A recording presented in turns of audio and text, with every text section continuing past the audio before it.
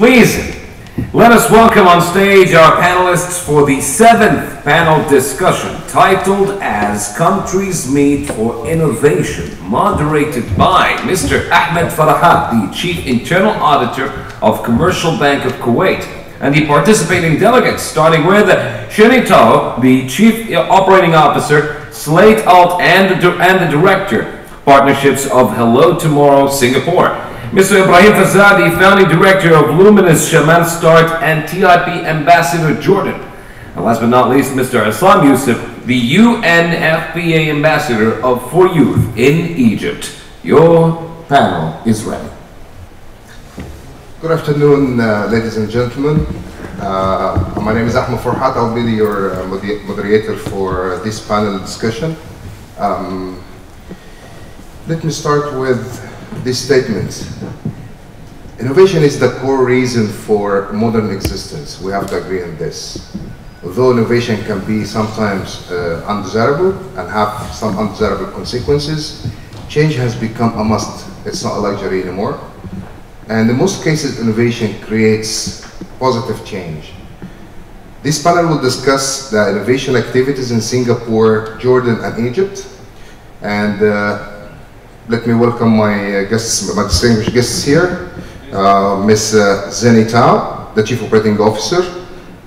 Salty Alt, Director of Partnership, Hello Tomorrow, Singapore. And Mr. Essam Youssef, UNFPA Ambassador for Youth in Egypt. Please join me to welcome them. Now, my question. Thank you. My first question for the lady, of course. Can you explain to me why, from your point of view, innovation matters?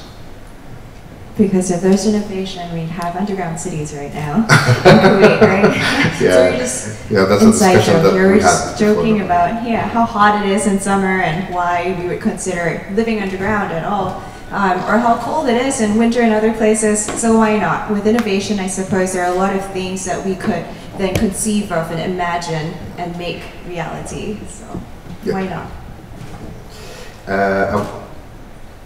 What do you think about innovation in Singapore? Yeah. If you can talk about the challenges that Singapore are facing in the ecosystem, for example, that I'll appreciate. So in Singapore, I suppose we're also victims of our own success. Our education system is highly structured. I was listening to one of the panels yesterday, I think it was Dr. Philip in the auditorium, and he was talking about how when kids are 5 or much younger and they're just entering school, they're at a level of 95% creativity, and by the time they're about entering university, that drops to 5%. Singapore is not different. We suffer from the exact same symptoms, and I find that very often by the time we start graduating or even conceiving of what we would do in the future, post-education of course, suddenly what would have originally been possibilities are no longer being considered. So with innovation, it's difficult to innovate unless one was creative, and it would be difficult to then think outside of the box if the box is really small. Yeah. So that's one of the things I do find maybe a challenge in innovating. Yeah, thank you for your thorough explanation of it. My question now for our distinguished guest, Mr. Essam Youssef. Who are the main players in the Egyptian innovation ecosystem right now? You mean by names or companies or? Sectors, names, if you have an idea. Okay. Well, lately there have been some changes. Let me go back to the 25th of Jan. And since the revolution, things have changed completely on ground in Egypt. By time, and lately and recently, we have found out that our only hope is going behind and supporting the youth of the country.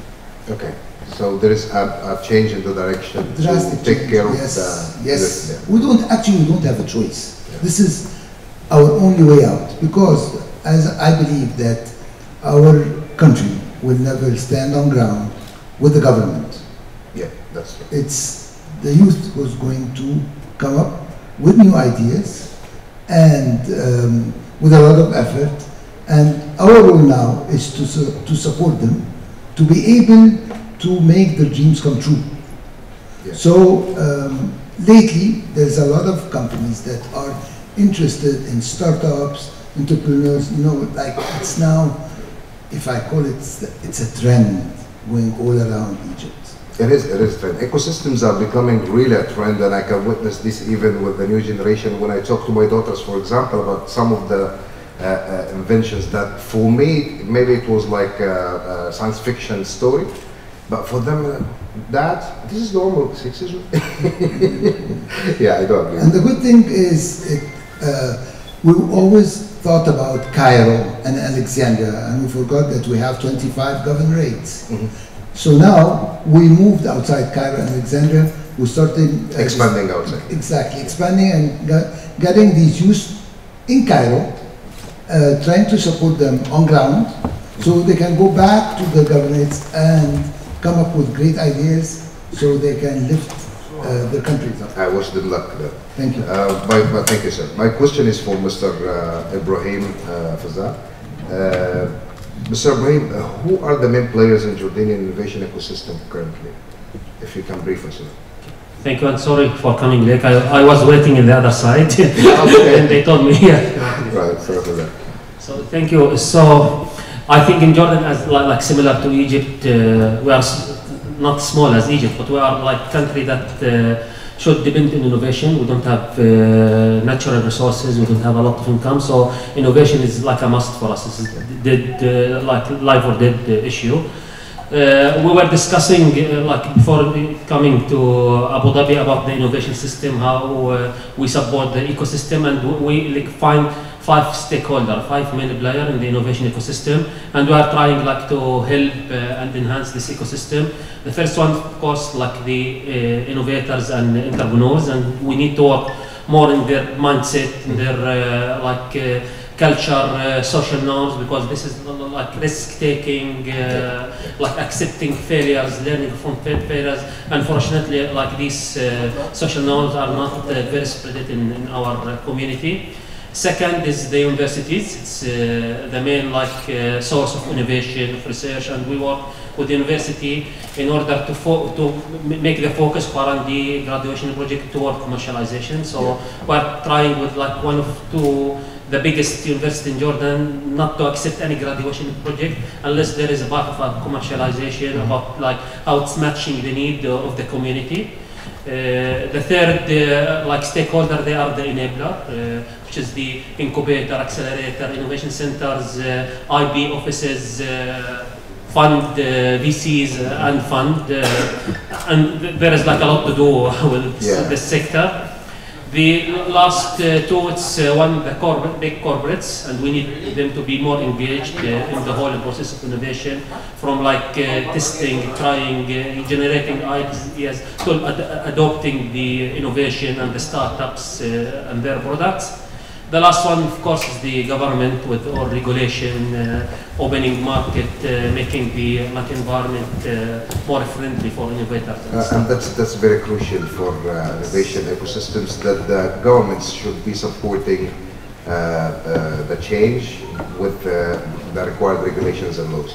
Thank you, sir. And from the challenges point of view, and by the way, let me go back for that question. The best witness in what you just explained right now, that there were a lot of applicants from Jordan this year in TIP, and I think a lot of winners as well from Jordan with the prizes. What would be considered the biggest challenges for innovation in Jordan? So I touched base on some of them. So first, I think the biggest problem is like the culture of innovation. Unfortunately, our education system is not like enhancing the culture of innovation. Our curriculum, our way of teaching didn't like enhance the critical thinking. It's like one direction education system. And like when we receive startups or entrepreneurs in our accelerators, they are waiting for us to tell them what to do, because this is what they like learned in the last like 16 years of education in schools and also in university, that the professor or the teacher, he's the God, and whatever he'll tell them what to do, they have to accept whatever he's telling them. And when we ask them, you have to fund, you have to go, you have to shake, I cannot tell you who's your customer. And they are confused. And I think this is the biggest challenge we are facing, is just setting the mindset for innovation, critical thinking, all these like ingredients for innovation. We need to integrate this in our education system, in our social norms, in order to have like the most important element of innovation is the innovators, the human. So culture change mainly, and changing the old traditional education system. I think education system is the first. Very good, thank you, sir. Again, we'll return to Ms. Zain. What's Hello Tomorrow Singapore role in Singaporean innovation ecosystem? What is the role for Hello Tomorrow in Singapore innovation ecosystems? So in Singapore, I'll take it a step back. Can you just brief us first about Hello Tomorrow, Sure. because not most of the audience Yes. understand what's Hello Yes. Tomorrow. So Hello Tomorrow is a global organization alongside a team of volunteers. We cover Southeast Asia, Hong Kong, and Taiwan under Hello Tomorrow Singapore. So all of that region falls within our purview, and it's a large region. It's very fragmented, and within Singapore alone, it's got its own characteristics and it's got its own personalities. What we do at Hello Tomorrow Singapore, for Singapore, since that's specific to the question, we bring together all of the actors within what we think should be the necessary or key ingredients for a successful and effective innovation ecosystem. So typically those would comprise everybody from policymakers and regulators through to your large corporates, your scientists and researchers, your entrepreneurs, your investors as well. That's very sadly a missing ingredient. In Singapore, we do also work very closely with a lot of the research institutions. Most of our deep technology startups would have been spun out from universities with existing IP. So yeah, in Singapore, that's what we do. We operate as a volunteer organization that then brings together all of these parties for necessary dialogue. Right, and having such a mature platform like Hello Tomorrow in Singapore, in your opinion, what would be the idealistic innovation ecosystem? How it looks like, ideally. Yeah. So when we first, so I also have my own company, Slate Alt. When we first founded that, we started off idealistic, as most startup founders do. What we thought we would do was we would consider innovation from a blank slate without any existing roadblocks or realistic difficulties. We just put all of that aside, reinvent the wheel if we have to, without considering that there is a wheel to begin with. So there were no reference points. And we always felt that innovation should start from ground zero and you work your way up. So it is idealistic. We thought that it would be most effective if parties from across the ecosystem would be able to work in a collaborative manner where there was 100% trust, and most importantly, the underlying motivation and the impetus for innovation would be that everybody would work together for a common good, for the betterment of human living, for everybody. So there wasn't any one particular person who would benefit disproportionately from such innovation. Yeah, thank you very much for this deep explanation. My question for Mr. Essam, what's UNFPA's role in the Egyptian ecosystem, innovation ecosystem? UNFPA is, of course, is concerned about population, and United Nations main office of UNFPA is considered in Egypt the most important office, and is also focused on women problems. So, and the youth. So if we discuss, we have three things. We have population, we have women, and we have youth. And this is where my part came. For the youth, we have a lot of events taking place to support the youth in taking decisions about major decisions, life decisions like career, like shifting career, like doing their own business or work as an employee, you know, like these kinds of major decisions.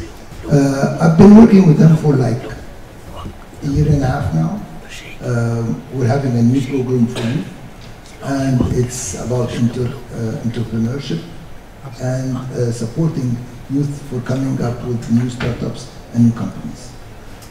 They're doing good work, a lot of effort, and hopefully when they come to the light on screen in front of Egypt and the Middle East, the role will be much clearer to everyone. Okay. Thank you very much. Thank you. Mr. Ibrahim, if you can brief us on some of the success stories of the innovation ecosystems in Jordan, I'd appreciate that. So, I can talk about ShamalStar, which is the accelerator that I was about to ask you also about that. So, we are a business accelerator. Shamal in Arabic means north, so we are the north startups, because we are in the north. So, we decided to go outside the capital because everything in Jordan is concentrated in the capital. So, we took the first move outside capital. We are the first business accelerator outside the capital. And also we shifted from the main focus of Jordan, which is the ICT, and we are like an innovation manufacturing accelerator. We support only innovative manufacturer startups and entrepreneurs, the physical product, innovative the product. And part of our acceleration program, we build the Fab Lab, which is like a workshop that can build almost anything. So we have a big lab with workshops that deals with paper, with wood, with carton, with solid metal, 3D printers, laser cutter, CNC, robotics workshop, electronics workshop, smart textile. So everything under like in one place. And the lab is used mainly by our startups to do their prototyping and first commercial product and very low volume production, because Jordan is not an industrial country. Sorry, and there is no facility that is open for entrepreneurs to start their prototyping and like low volume production. It's impossible. And for like hardware startup to build their product, they need to invest upfront in building their production facility, exactly, yes. Which is most of the cases very expensive and not affordable for any It's a big startup. challenge for them. It's a big challenge, and that's why we built first the Fab Lab, the workshop, then we built the second floor was our incubator and education rooms, training facilities. So, and this, like the model was proven luckily, and like we are operating for the last 4 years.